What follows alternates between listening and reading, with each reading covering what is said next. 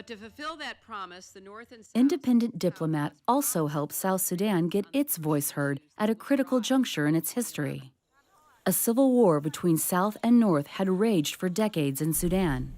Government forces had repeatedly attacked and destroyed villages throughout the South, displacing millions. As crazy as it sounds, the United Nations was going to be convening a meeting about the possible independence of South Sudan without inviting a Southern Sudanese representative.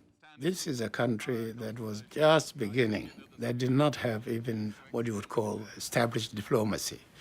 And there was quite a vacuum. I think that vacuum was very well filled by independent diplomats.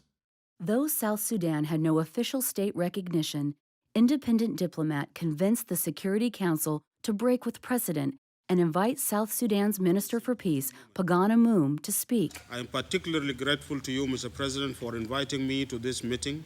Your chairmanship of this council today, like the fact of the meeting, sends a very strong signal of support for the full implementation of the Comprehensive Peace Agreement, for the referenda to be conducted on time, and above all, for peace to be maintained.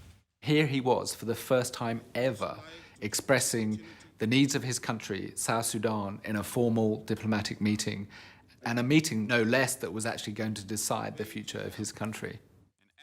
Without an independent diplomat, I don't think there's any way that Pagan Amum would have been in that room making that speech. The Security Council decided the referendum should go ahead, which enabled South Sudan to win its independence peacefully.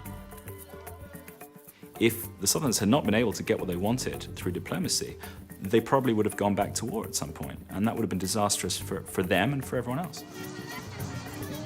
It doesn't take a lot of people to make a big difference. You can help others to achieve an outcome almost against the odds. They don't follow the established patterns of what diplomats are supposed to be. It's quite innovative.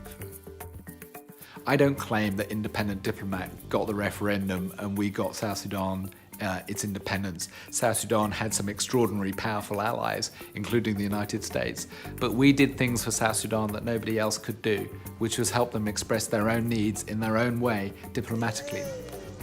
That is the measure of our success. It's not actually ending wars or solving climate change. It is helping our clients be more effective. That's, it's a humble thing, but it's something we can realistically and materially do.